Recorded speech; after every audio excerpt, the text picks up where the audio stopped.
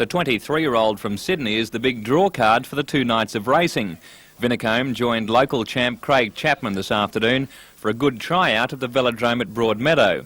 It will be a busy 2-night schedule for Vinicombe, who will tonight compete in the Kirin, the 10-kilometre scratch race, as well as try to break a couple of track records. Tomorrow night he'll compete in the 1600-metre derby, the final of the Bob Blair Memorial Wheel Race, and team up with Chapman in the 1-hour teams race. Vinicombe, who is tipped as a certainty for an Olympic gold medal this year, says the Newcastle meet is part of his build-up for Seoul. Well, every race from now on until the Olympics is very important for my build-up. I've got to be sort of highly motivated to ride all these things now, because if I start to lose motivation and start to slack off a bit, well, you know, it's just it's no good at all for the morale, for the racing later on, and for the build-up. I believe you're going for a couple of record attempts here at the track. You reckon you'll break the records? Well, yeah, if it's possible. I just have to wait and see if the wind dies down a bit. It's possible I can break a few records here, but until then, we just have to wait and see. Racing tonight started at 6 and will also start tomorrow at 6 p.m.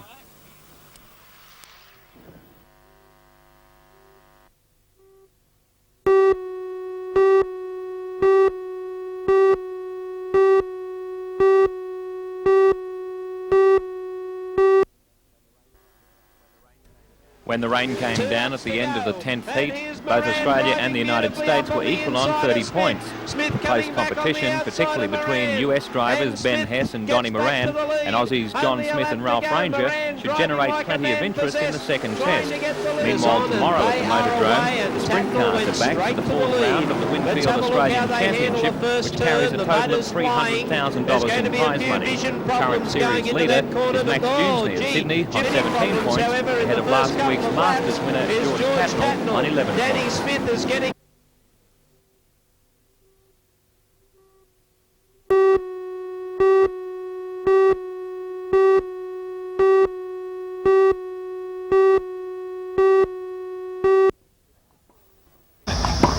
It's the court that has attracted the 2 dominant forces of pro tennis. The resort, under construction by Tony Roach, has the new Ace rebound surface that is being used for the first time at this year's Australian Open in Melbourne. The fall from number 1 last year has spurred the 8 times Wimbledon champ, throwing everything into her assault on the first Grand Slam tournament of the year. Not only has she arrived in Australia early to get practice on Ace rebound, but the American has opted out of the New South Wales Open to play in an exhibition match against long-time rival Chris Evert on the Gold Coast. That match will also be played on Ace rebound. By far, Martina's biggest change to regain her number 1 position is the change of personal coach to former top men's pro Tim Gullickson.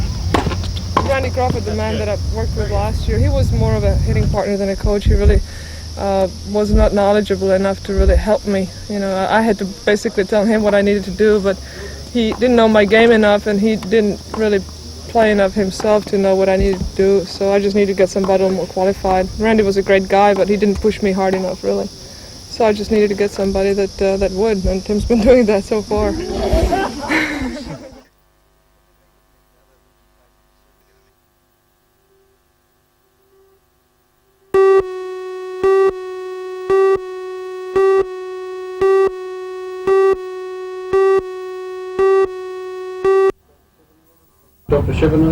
Five representatives from the Rural Doctors Association met Premier Unsworth and Health Minister Peter Anderson in a bid to break the deadlock. The doctors wanted aspects of the package clarified, saying parts of the deal were ambiguous.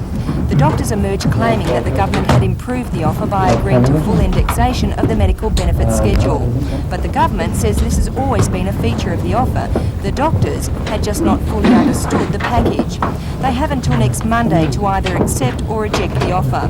A spokesman for the country doctors said the representatives will take the offer back to their members and plan to respond by the end of the week. They would not say whether they would accept the package, but say they are encouraged by the new offer. The first report back meeting will be held tonight at Curry.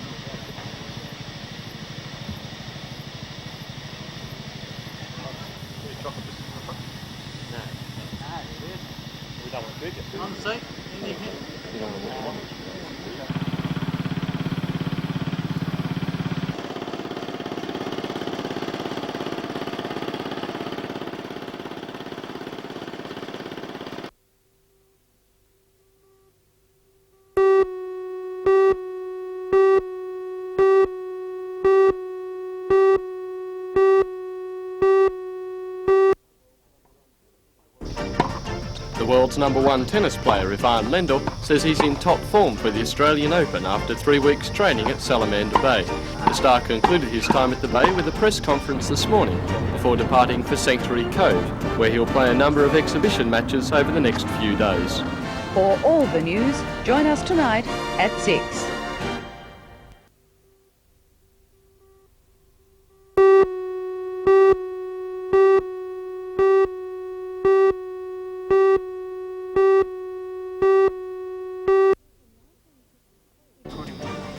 In 1953, the East Maitland railway station was closed to make room for progress.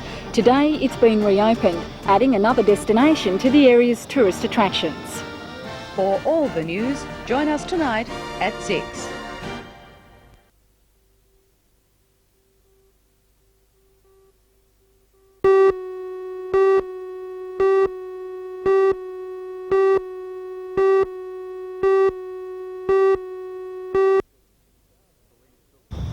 Police took 2,000 plants to an isolated quarry near Wangi. The crop was locked up in a Toronto police cell for a week and was little better than compost by the time police put a match to it.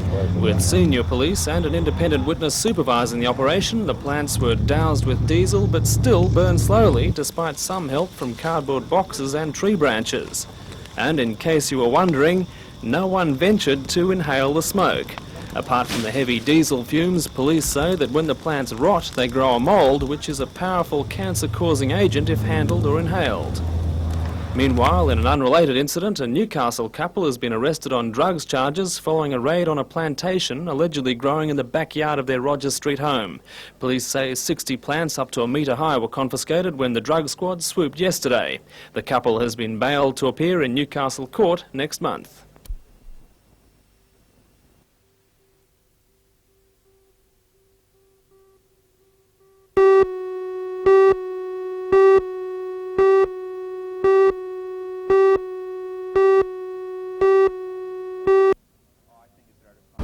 Oh, I think it's rather funny, you know.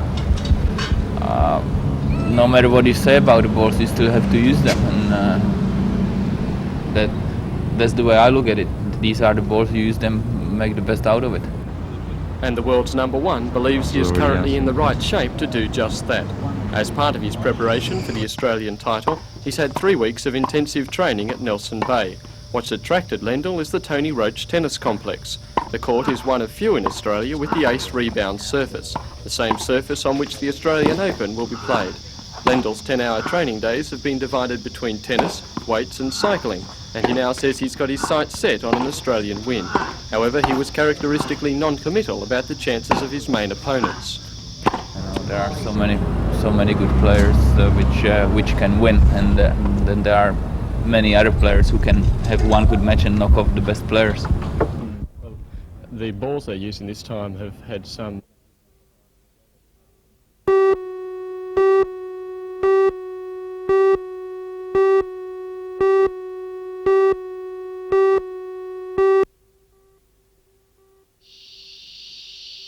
It was a distressing time for the missing man's son, 23-year-old Gary Young, who went to the area with police. Last night, a Bronkerville property owner who had returned from holidays called police and told them of smoke he had seen coming from dense scrubland in the Mount Sugarloaf area early New Year's Day. Pole Air was called in and a burnt-out vehicle located 1 kilometre from Mount Vincent Lookout was identified as the Young's missing family car, a silver Mitsubishi Magna. Police fears were confirmed when the boot was opened. Inside were the incinerated remains of a human body burnt beyond recognition. A police guard will be placed around the vehicle tonight and a post-mortem will be carried out tomorrow. Police say the discovery is a major breakthrough in their investigations into solving the mysterious disappearance of Malcolm Young. A search has revealed that there is the remains of a human person in the boot of the car. At this stage, we are not prepared to say that it is that of the missing person, Malcolm Young. Although we strongly believe that it is, we have to wait for more forensic tests to be done on him after the GMO arrives very shortly. Police say it will be another 48 hours before the incinerated body is positively identified. But at this stage, they strongly believe it is that of missing Malcolm James Young. They're now looking for a weapon and a motive behind the murder.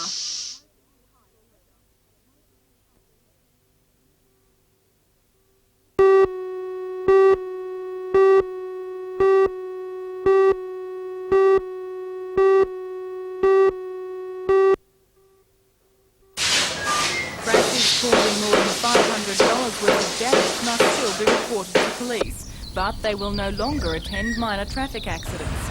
There are now only 5 occasions when police must be called to an accident.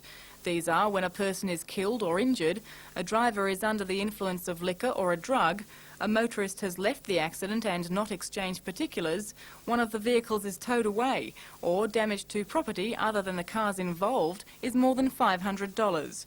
When reporting an accident, all motorists involved in the crash should fill out a self-reporting collision form. This form asks several questions, including the time, date and place of the location where it was possible, but questions like... Why the change? This could be seen perhaps as a way of simply saving paperwork for the police. It could be seen as that. It's more so, I think, freeing the police from minor accidents and getting them to be able to do other duties which may be more important. What will happen now in the case where two people have had a collision and there is a dispute over who is in the wrong? In a self-reporting accident,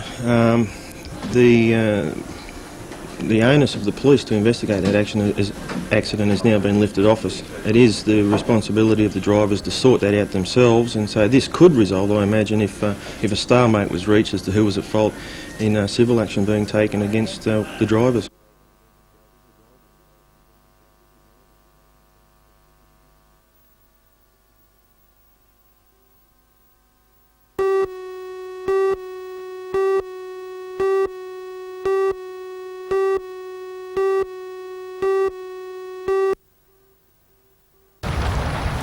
Today was the final race in the Francis Moutray Trophy, a series designed to ensure sailors are in peak form for the 420 World Titles which get underway on Sunday.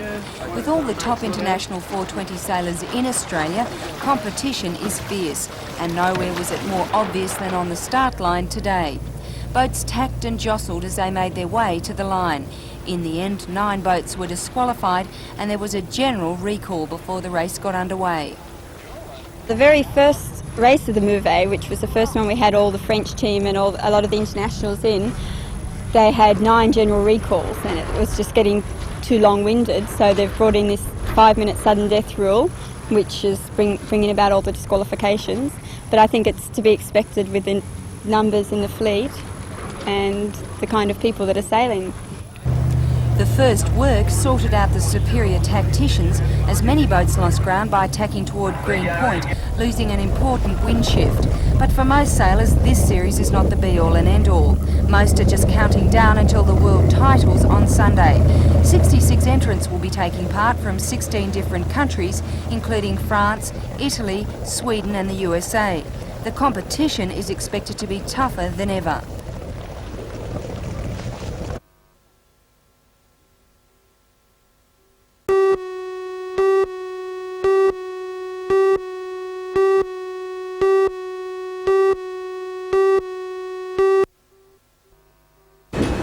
Many railway accidents involve trains travelling at more than 100 kilometres an hour, and in some cases they can't stop in time to avoid hitting trespassers.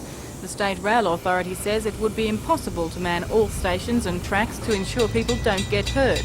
A spokesman for the SRA says people should remember it's illegal to walk onto railway tracks and they should use common sense. It's believed Peter Maitland had been lying on the tracks near the Wickham railway station when he was hit by a train at 3 a.m. Apparently some of the machinery of the train had caught in his belt and had dragged him along the line about 100 metres. In fact, this probably saved his life because it prevented the train wheels actually running over him, which would have certainly killed him. As it was, he suffered gross mutilating injuries, a severed right arm. He fractured both his thighs, he had a crushed pelvis and a great deal of serious soft tissue damage. In many cases, it's believed young men who have been drinking are the ones often involved in accidents with trains. According to the Railway Accident Investigation Branch, 7 people have been killed in accidents involving trains in the Newcastle area during the past 12 months. Another 5 people have been injured, including the accident at Wickham last night. In an accident at Wickham last June, a young man was killed when he allegedly walked in front of a train. Unfortunately, trains are very unforgiving in these circumstances, and the patients are usually deceased.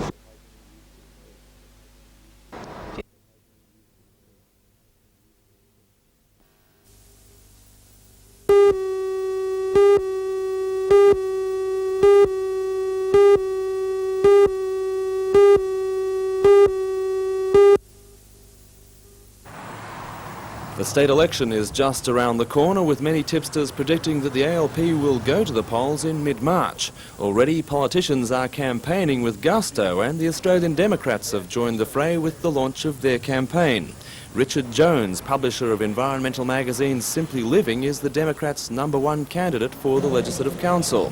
He says if he is elected, the Democrats and independents are likely to hold the balance of power in the upper house.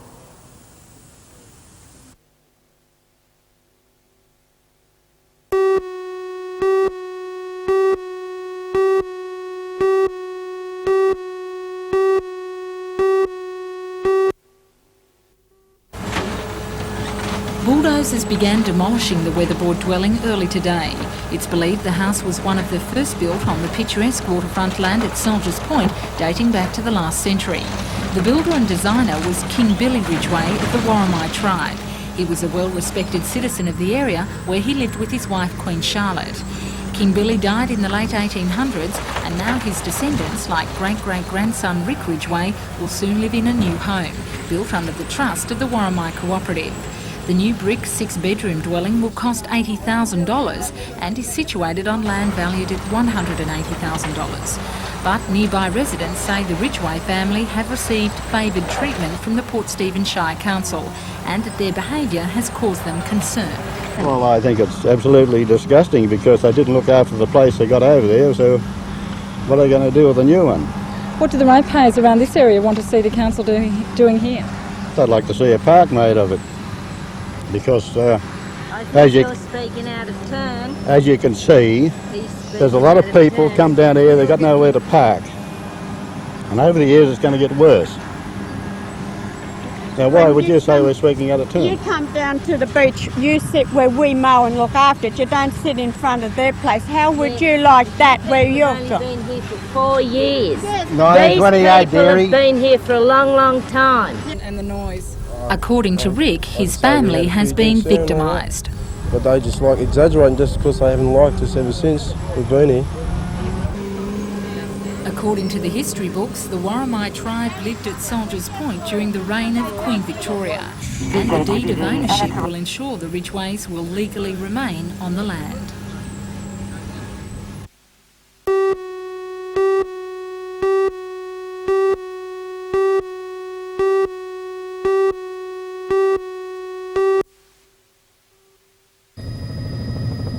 A Safety Council helicopter carrying RAF advisors met farmers to the southwest of Salisbury. The farmers had seen this distant metallic speck on a steep slope in the heart of the Barrington Tops forest.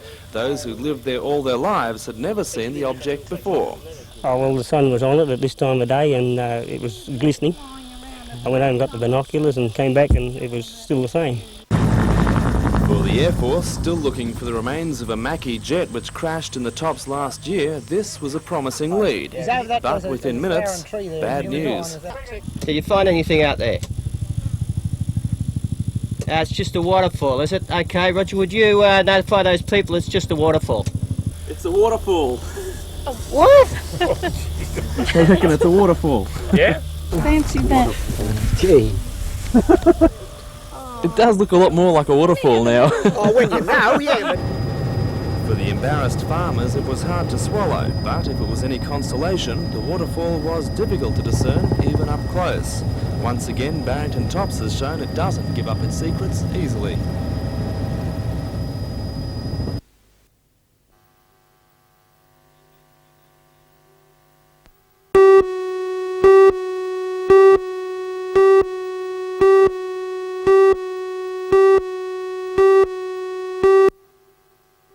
Newcastle side proved a The Newcastle Harbour Regatta began in 1843 and continued until the beginning of the Second World War. It was revived in 1984 and organisers say this year will be bigger and better than any. The weekend commences with the first leg of a Sydney-Newcastle-Sydney yacht race. The MSB 60 miler is expected to attract almost 60 ocean-going vessels, and a temporary marina will be built at Lee Wharf to accommodate them. Captain Ken Hopper, chairman of the regatta committees. It's a first, this one, and I think it's more or less an experiment by the CYC. They have indicated to us that they'd like to make this an annual event. So this could become a bit of a classic in the future. But taking part in the race and special guest for the weekend will be the tall ship Lewin. The Lewin will be taking passengers for harbour cruises on the Saturday, as well as participating in harbour events. I can assure you on the Saturday and Sunday here there'll be plenty going on the harbour with these yachts sailing up after their arrival. And also on the Sunday morning there'll be a big sail past between 9:30 and 10 o'clock, when we hope to have a blessing of the fleet. So we'll have at least 60 yachts sailing past the Harbourside Park and hopefully being led by the Lewin. And organisers promise the landbound will not be left out. The Newcastle Bicentennial Committee has organised historic displays which will transform the harbour side. And for those who missed the Australia Day fireworks in Sydney Harbour, Newcastle is having its own. Sid Howard International, the same team responsible for the Sydney display, will light up Newcastle Harbour on Saturday night in what has been billed the Bicentennial Stereo Sky Show.